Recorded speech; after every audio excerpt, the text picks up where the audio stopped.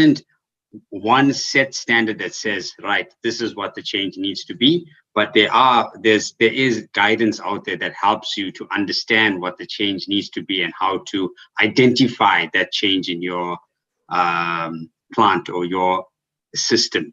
So I hope that that provides some further information, but we can always discuss that further as well, Louise, if need be. Yeah, no, I've also I've often asked this question myself, why don't we have one system? But as you said, the most important thing is to identify that you have the change, and however you manage that as you go through that, that's fine. But the first thing is to identify. I've got another question here. There are changing regulations and standards relating to MOCs, compliance, or environmental issues. So I think the question is, do we apply MOC when we have changing regulations? Are there any standards related to MOC? And should we be applying MOC when we have compliance or environmental issues? Right. I mean, from the key thing is if it depends on the context in which you are looking at the specific change in your facility. What I always tell all my clients is this: if you look at your facility and you compare your facility to when it was originally designed, if anything is now going to be different as per the original design, you need to implement a formal process of change.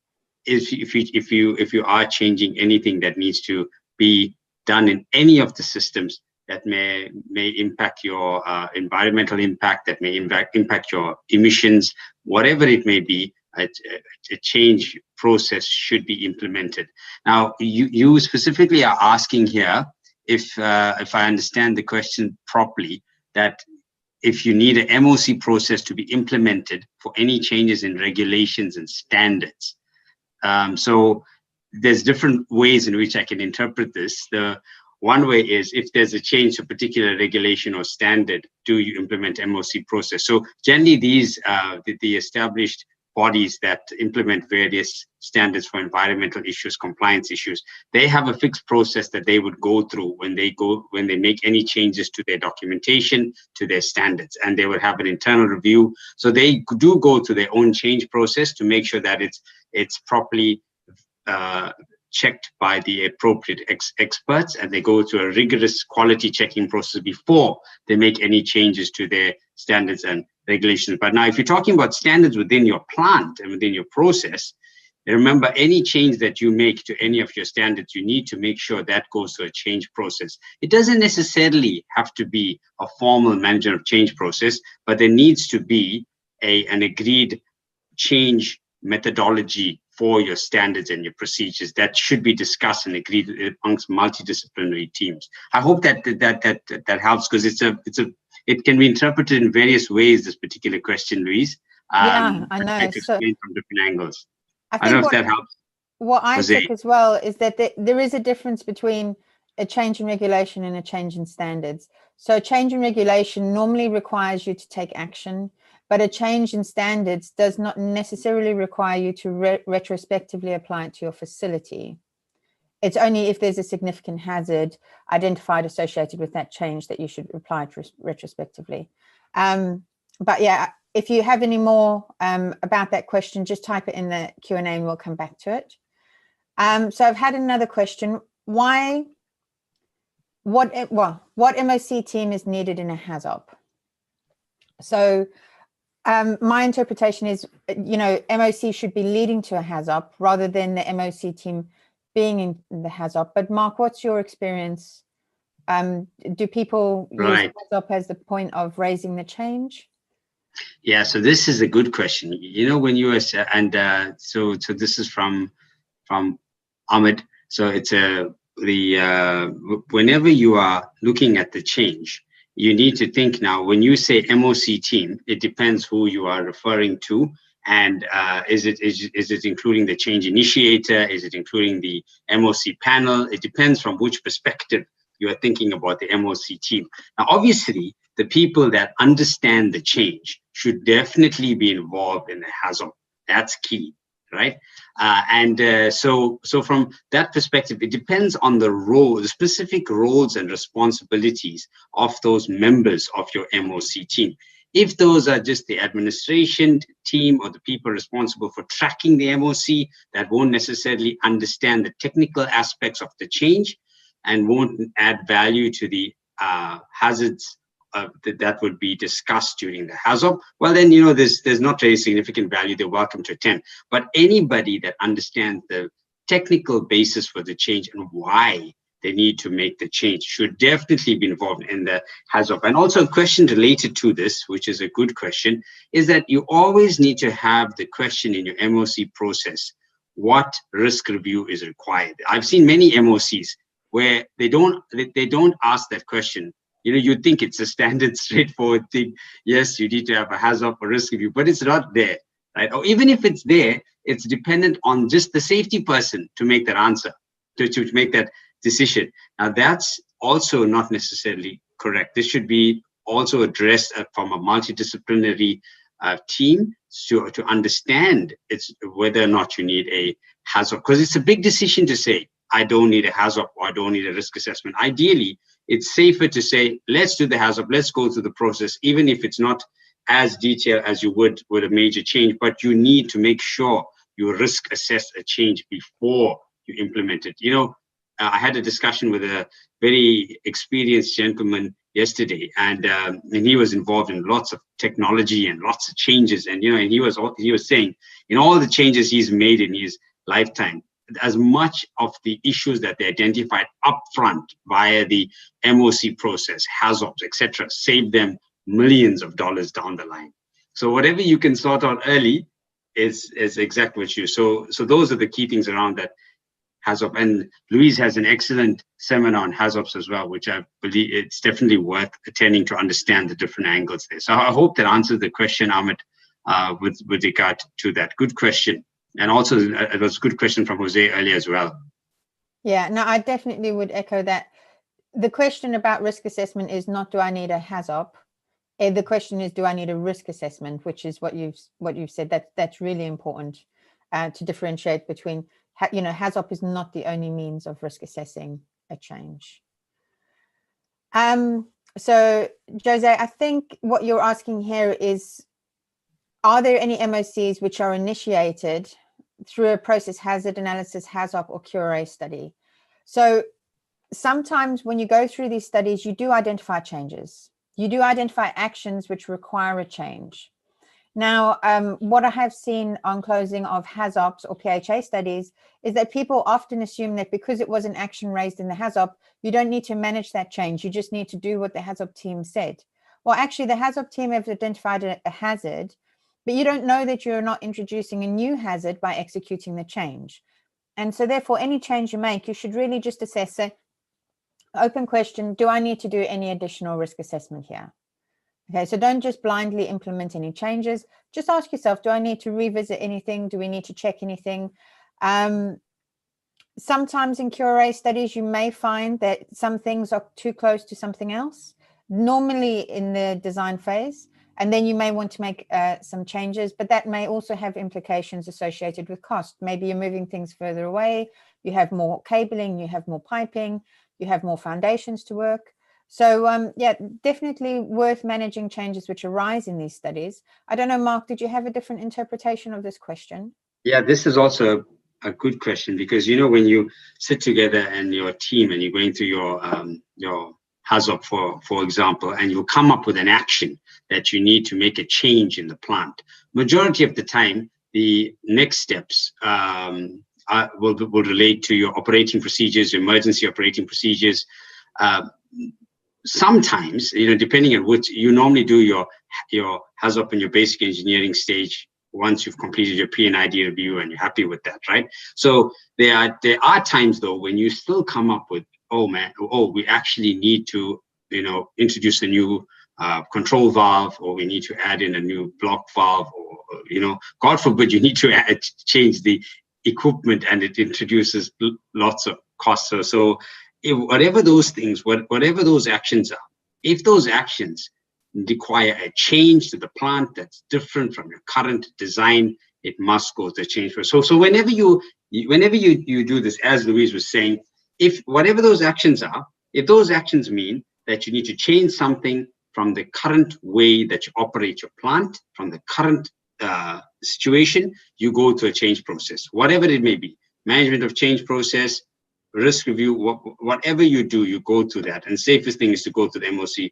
process. So that's always a question to ask yourself. What are you changing? Is it impacting people, plant, process, whatever it is, you know? So always ask that question. And from there, go back to your MOC procedure, check your change definition, see how it suits, and take it from there. Okay. Okay. So the next question I have is, does organizational change relate to process safety as well? And if the change is related to role, new definition does not take care of the requirements. It happens when the company wants to rationalize roles or manpowers. So I've been in a lot of situations where we have changed the organization quite significantly. None of those have been driven by process safety. The cause for the change was not safety. However, those changes have significant impact on safety. And as I said in the introduction, this is one of the changes which is not very well managed in general. So if you change a person in a role, you should be doing an MOC to make sure that that person has the right competencies to execute the job who's coming on, and there's a good handover between that person and the person before.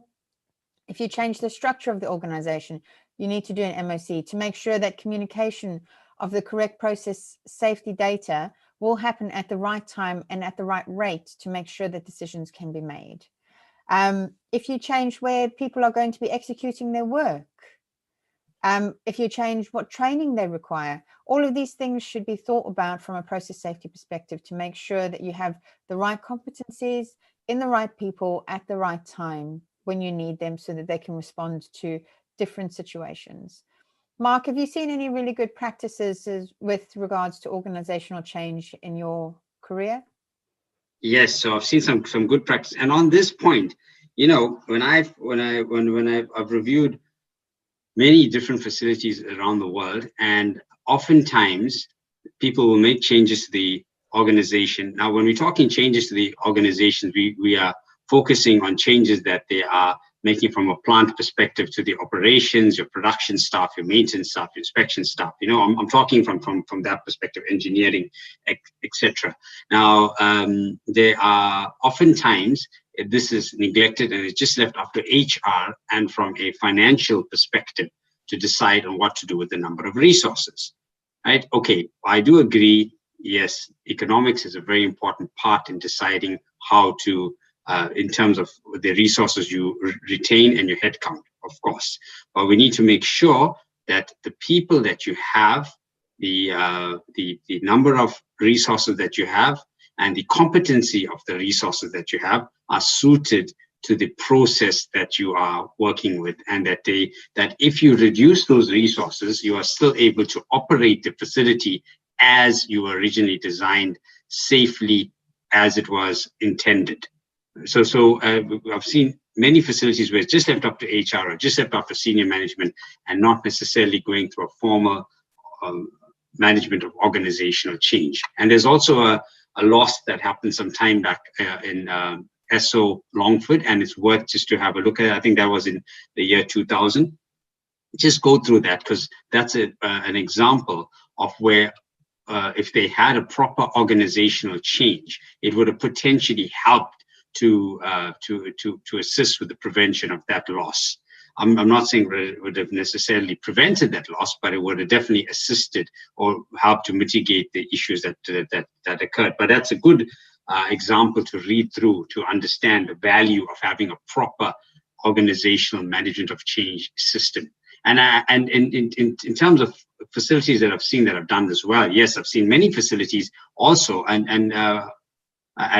they primarily are more on the larger facilities as well that have gone through these issues and implemented proper MOOC processes that where before they make this change, they consult the respective disciplines, maintenance, inspection, operations, etc., to understand their resource requirements. I mean, this is a key thing, and especially due to times that we're in now, where things in the economies around the world, things are changing, and people are looking at the number of resources that they have and where is the potential places that they can optimize the resources. So this is a very good question, and it's important that whenever people are looking at reducing resources, that they, especially people that have a direct impact on the operations of the facility, that they go through a formal management of change process, and it's not just left to HR to just have a look at this and senior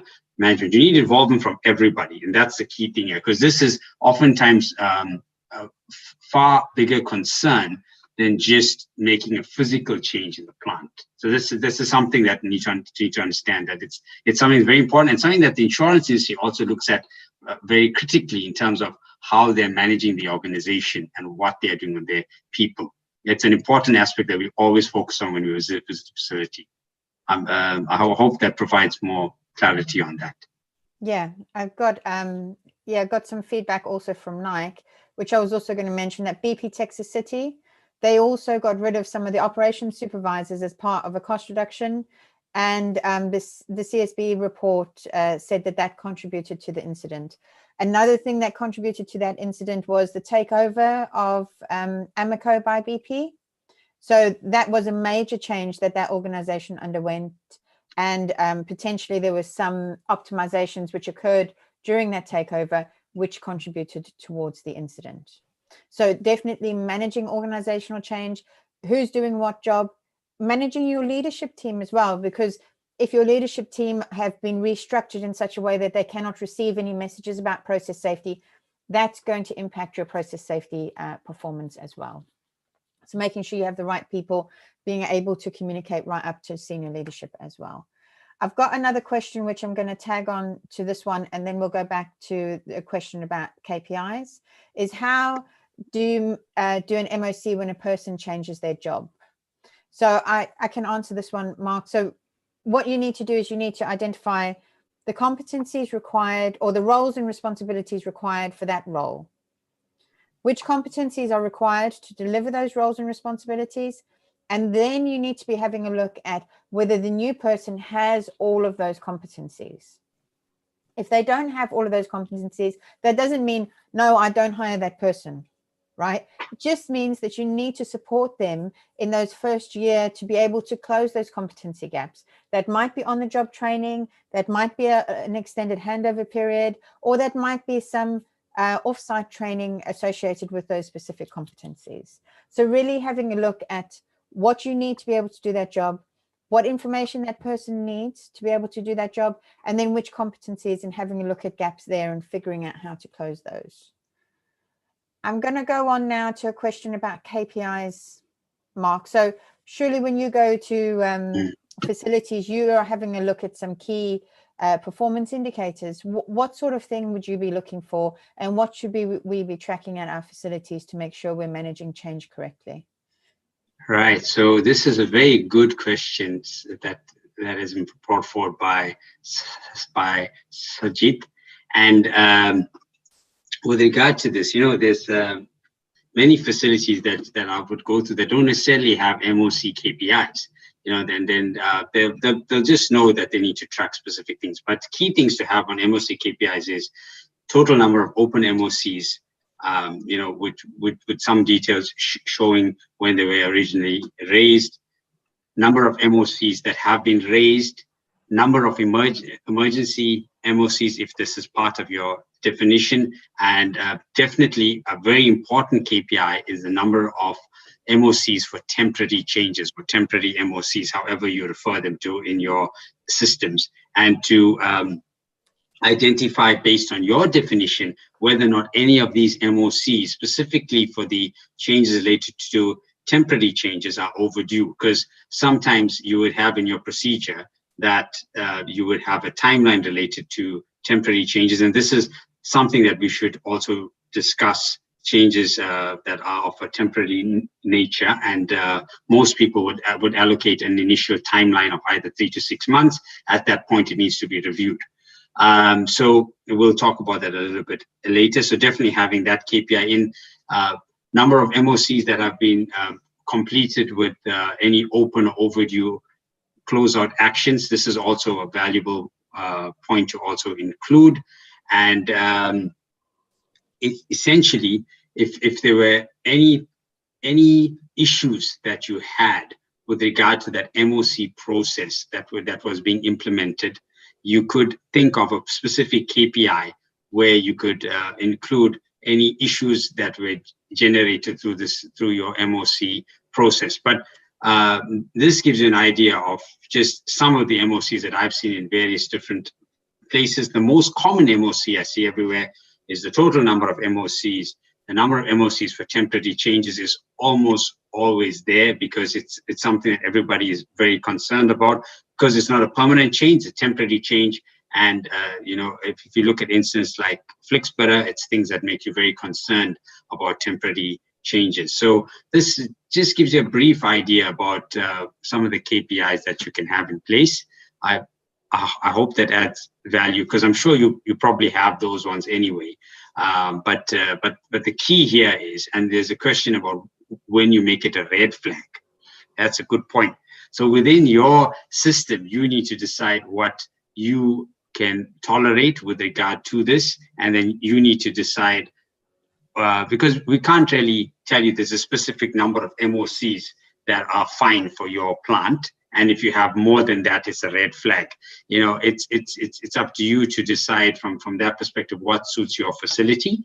And specifically for the temporary MOCs, it depends on, these are normally generated because you're doing a trial, or maybe there's an issue that you need to rectify and you can't implement a permanent solution just yet. So you have a temporary solution that you go through. So it's hard to indicate for you a specific target for any of these things, but you could indicate some sort of efficiency target in terms of, you want to make sure that all your actions for your MOCs are closed out. So for all your MOCs, and I'm sure we'll discuss this later, Louise, so I won't go into a lot of detail, but there'll be a closeout process, right? So you could have a KPI related to that. So whenever you're thinking of the KPIs, in addition to what I just told you, think about your MOC process, think about the issues in your specific facility, be it either in the initiation of the MOC or the closeout of the MOC or through the process, and identify for your facility, where are your issues? And through that process, you will come up with the KPIs that are best suited and tailored for you, and not just the generic MOC KPIs, which I just mentioned, but the specific ones that, hey, you know what, based on the past MOCs we've implemented in the last 3 years, hey, we've had issues here. The closeout hasn't been good because there's been, people have just made it like a tick box exercise. They said, this is done. But then when we went and re-looked at what they did in terms of updating the PNIDs or the electrical drawings, it wasn't really done. So maybe you can see, we have an issue with closeout. So let's have a KPI specifically related to the closeout of MOC. And so this is the key thing with KPIs. The thing that I see in many facilities is that sometimes KPIs just become run-of-the-mill. Oh man, I need to enter these KPIs. I just got these KPIs to do. So I'm going to it just becomes a tick box exercise. It becomes a data capturing exercise. And sometimes you lose the value. Because the reason for the KPI is not so you just have a parameter there, but it's so that it can add value to your business. And through the focus and the review of those KPIs, it can help you to make key changes to your business that makes your business better and helps to improve you as an operational facility. So that's the key thing. If a KPI doesn't add value to you, is there a point to actually track something? So make sure that it adds value to your business, and that whatever KPIs you have, because sometimes people have in excess of 30, 40 KPIs, and I ask the client, where's the value in this? Can you tell me how this has helped you to improve your facility? So ask those questions. Always be critical about your KPIs so you don't waste your time and drown yourself into just being a data exercise, rather than adding value. And these KPIs should be things you discuss in your management meetings, things that people can look and say, oh, the health of the facility is a concern here because look at this KPI, and you go from there, right? So hope that helps around that. Yeah, so I'll just add to that, Mark, that there's another one that I've seen is how many temporary MOCs have been renewed? And renewed. So you can go for first renewal and second renewal and third renewal. You obviously want to reduce the number of times that you're renewing the change, because that means actually when you initially implemented the change, you didn't really understand the change sufficiently to understand how long it's going to be in place or how to close it. Or maybe there's a problem with how you're allocating resources to the permanent solution, and maybe you can then address that there. I got a follow-on question. Is how can we tell we have too many MOCs to handle? It's pretty easy. If you are having a large number of executed MOCs which aren't closed, that probably means you have too many MOCs than your engineering department can handle. Okay, because you're able to do the front end engineering, but you have run out of resources to do the closure, because before you can finish closure, you're already going on to the next one, and so on. And then you're just landing up with this whole backlog of MOCs which have been implemented in the field, but actually the drawings have not been updated. And then this starts to get to a very dangerous situation where you don't know what you've got in your facility, and you've got loads of red line markup. You know, you're making changes on changes on changes. Also, another way of knowing you have too many changes is if you do an MOC and then 3 months down the line, there's another problem with that system, and you have to do another MOC because the first MOC didn't think about X, and then you have to do, and then you do that change, and then another few months down the line, you have to do another MOC because the second change didn't identify a hazard associated with so-and-so. That's come out in operations, and now we have to do another change.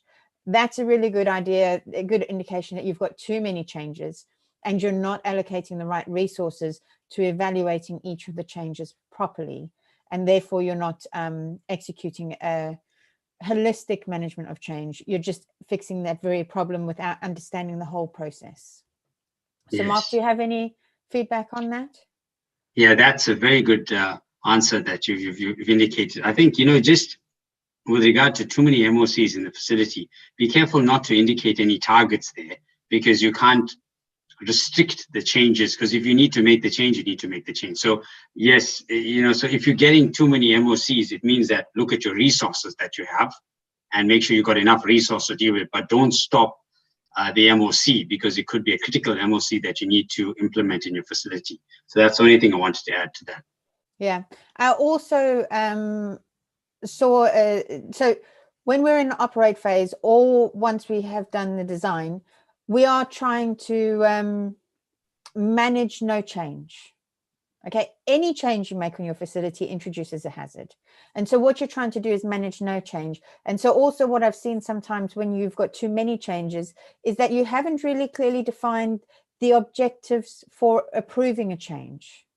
So sometimes you might say, okay, well, if there's a significant financial benefit of implementing this change, i.e. optimization or something, and you might set a target, it needs to increase production by X% for us to be able to implement this change. Or you might say, well, it significantly reduces the operational risk associated with our facility. And you might say you want to be able to move one box on your risk matrix or something. So you might set some targets for how do you define which changes will go ahead. Because we can all sit and look at our facility and think of hundreds and hundreds and hundreds of different ways to improve. But it doesn't mean we should do everything that we've thought of. We need to have a very clear structure for how to decide which changes we want to take forward to the next stage. And that's where your budget holder comes in to be so important. They are the ones who are approving which changes go forward, and they need to have a clear rule set. I am going to approve changes of this type because they achieve this. And if that's clearly defined, you will be able to manage change effectively at your facility. And then, as Mark said, if you're starting to see that you've got too many that are meeting the requirements, then you need to be looking at your resources. So I'm going to go back to a question from Pallavi. How can we influence people to do management of change for small changes? Mark? Oh, this is this is a good question. And the first thing, step back in your MOC process you have to make sure that people in your facility understand the definition of change and able to identify change in your facility, right? And sometimes it's the simplest of changes that can cause the largest of impacts. And there have been issues in industry which you can read about that have occurred. And definitely go back and read the Flixbury event. I'm not going to go through that in detail, but read through that and see if you can figure out what was the little thing that went wrong that resulted in the major issues that happened further down the line and that made them make this change and that change, etc. So the thing here is it comes back to training, education, letting people understand what is a change, when do I need to implement an MOC, and there's, and get people to understand there's no really small change. It looks like it's a small change, but a change is a change because you don't know how serious that impact could be to your facility, because your facility has been designed to operate in a particular way. The moment that you do something that's different from that design, that you're changing the PNID, you're making a change. And you don't know how that can impact your facility. I have an example where I worked in an industry. This is about 20 years back now. And I thought it was a small change, right? I introduced sulfuric acid into this particular system. And we didn't go through all the proper risk analysis around that. And then we saw there were all these other issues occurring in the facility thereafter. And then when we went back to it, we were so surprised to find that it was actually because of the introduction of this tiny rate of sulfuric acid. And when we stopped that, all our other problems went away. So, why I'm indicating that is we thought that was a small change. So, and lo and behold, we had to shut down the facility. It was a simple plant, but we still had to shut it down, sort that out, and then get going after that. So the key here is train everyone, teach them, let them understand what the definition of change, show them some examples, put some examples of small changes, and where, as we said, small changes, and what impact that has had down the line because we didn't do an MOC for these things. So the thing I would always say is if you're changing anything that's that's different from your PNID, different system, go to the MOC process. Rather go through the formality and the process. It might seem like a tedious task to go through for the period of a week or so, but imagine if you don't do that and something goes wrong, how many months and years and how many people could be injured for not spending a week going to the MOC. Always ask yourself the question, what is the cost and time you'll involve going through doing the MOC versus something going wrong down the line? And ask that the people in the training, say, what do you think? Do you think that, are you willing to face the consequences because you didn't go through the MOC for that short period of time? So this is always let them understand what the influence is. And it's a difficult thing, yes, because there's many times people will just say, hey, this is a small change. I'll just take this hose, connect it up to here. Or there's a fire water system. I can just connect up to the fire water system and I can use it in the process. I've seen this. So, people just do these things and they think it's a simple thing. Just do it. So always question this, and anything that's different from the original design is change. That's what I want to leave you with on that point. Okay, Yeah. That helps. No, that definitely was a really good example. We got some feedback in the chat as well. I've got another question from Jose. In case of refinery complex Hazop revalidation, how can we have a technical credit minor and major MOCs? How can we perform an efficient Hazop revalidation in this? So I think it's, if we have some changes between our first Hazop and then 5 years later, how many MOCs is okay where we just do the revalidation, or should we do the re-Hazop completely? Is there some rule set where we can, so for example, he said that he wants to increase throughput from 400,000 to 450 and then later to 500. It includes a major impact on relief and flare. How can we advise the client on Hazop revalidation? So all of these changes, any change, you should be identifying what the risks associated are with the change and which risk studies need to be completed. No change. The Hazop revalidation study is a different study to the study that you will do in your MOC. Okay, so Hazop revalidation is about revisiting your Hazop and saying, well, has anything changed that we didn't know changed? Or has the amalgamation of all the changes we've implemented made a bigger change on our facility than we actually anticipated? Okay, so that's what this revalidation story is about. The Hazop that you do as part of your management of change, that is specifically looking at that change rather than revalidating everything else. Now, if it is a major change where it is going to change the entire facility, you're not going to be doing a revalidation, you're going to be doing a re-Hazop. I don't know, Mark, what your thoughts are. Have you seen the revalidation in these big changes, or has it always been a re-Hazop? Or have you maybe seen people passing the Hazop stage? Yeah, so in this case, and this is a nice example you put up, Jose, is about changing the refinery throughput. Through that, I'm sure that you'll definitely have a Hazop. That MOC would definitely require you to do a Hazop, right? So you'll do a Hazop for that. It's definitely, you'll go through all the rigorous assessment and you will definitely do the Hazop there. And then thereafter, it depends now when this change was done and whether this was in the midst of a Hazop revalidation cycle, because they're two separate things, as Louise was saying. There's the MOC for this change and you Hazop for that change. And then if you were doing this and the Hazop, you were up for your Hazop revalidation cycle in the midst of that, then there'd be some sort of overlap. But just say that you did this change, you completed the Hazop, then thereafter in 2 years' time you go, it's your time to complete your Hazop revalidation, right? If you look at that scenario, then obviously you would bring in that that MOC into that Hazop and you would address that. But depending on the rigor that you went through with that change, you won't necessarily have to do a full Hazop, because I would seriously doubt you'd make that change in capacity without doing a proper Hazop anyway. But it's a good question, and definitely I think you need to look at each situation as you find it. And HSC gives some very good guidance here on Hazop revalidation.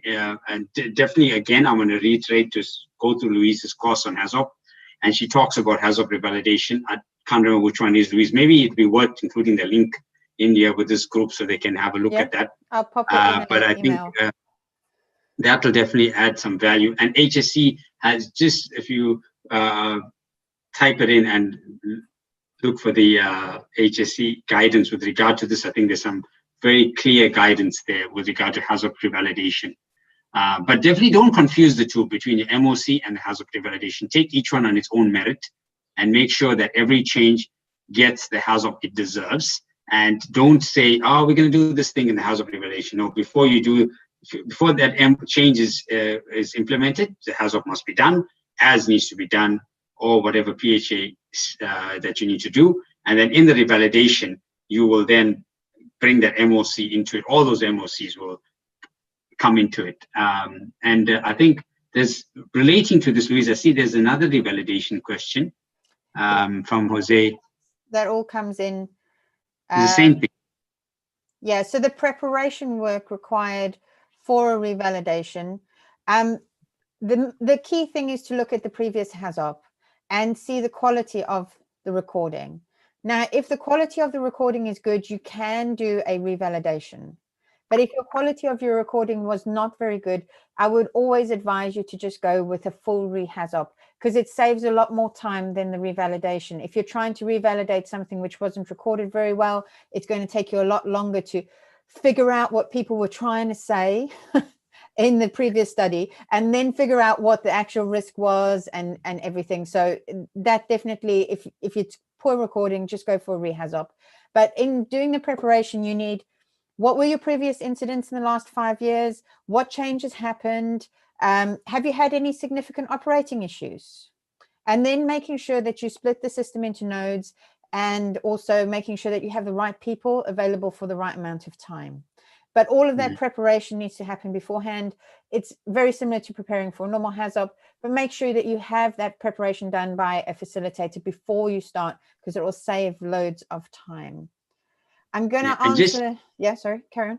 Just to add to that, the point that Louise said about incidents, not just your incidents, but global incidents related to your type of facility. Yeah, definitely. Look at that. Okay. I've got an example from operations where we had an emergency change. So we were operating a facility, and then all of a sudden the discharge valve on one of our coolers, it failed in a partially closed position. So the stem fell down, and so we couldn't get the cooling rate through that cooler for our compressor that we wanted. Okay, so we had two options. Option one was we just shut down because we were not able to maintain the temperature required for the inlet gas for the compressor, and therefore the compressor would have overheated, caused damage to the compressor, etc. So we could either have shut down, or we could have continued to operate and damage the compressor. Well, instead we decided to make an emergency change. There was a drain valve, and so we decided that we would open the drain valve, route it to the gully, and allow the water to flow through at a higher rate to be able to meet the cooling requirement on that exchanger. The reason that we did that was because that happened on a Saturday morning. And so we did that. We met up as a team on the platform to assess the change, but we implemented that change because the office were out. And then on Monday, we notified the office that there was an emergency change.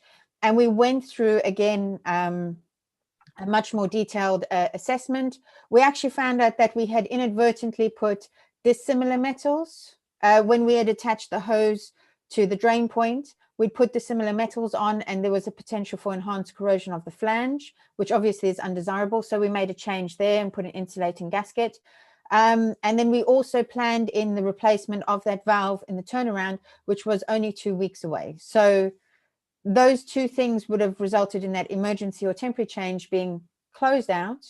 But also having those engineers have a look at it in a much more relaxed environment helped us identify some of the problems that we had associated with implementing that change. And so it's really important to do the 2 steps in the emergency change, the actual change at the time, and then going back with the other people and having a look at that change. Okay, so I've got a question here. Do you agree that a simple MOC process can help in accepting and conducting MOC more frequently? So this is going to be our last question, Mark, because we've got 5 minutes and then both of us have to be somewhere else.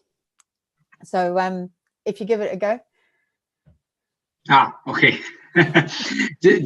So the question is, do you agree that a simple MOC process can help in accepting and conducting MOC more frequently? All right. Okay. So I want to answer this question in 2 ways. Firstly, with regard to your MOC process, make sure that the procedure that you have addresses the way in which you handle change properly.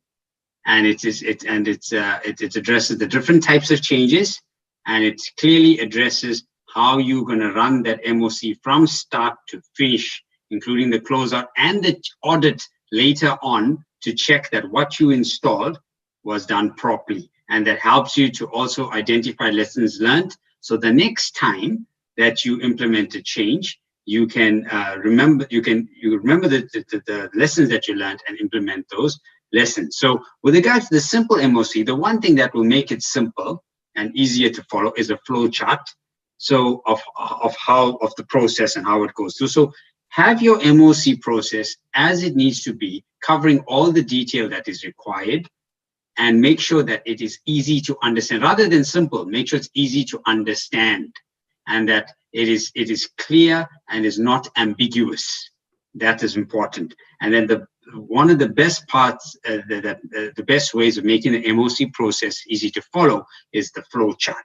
So make sure that your MOC process has a good flow chart that's easy to follow, easy to understand, and anyone who sees that would be able to look at that flow chart and say, these are the steps, these are this is where it's referenced in the procedure.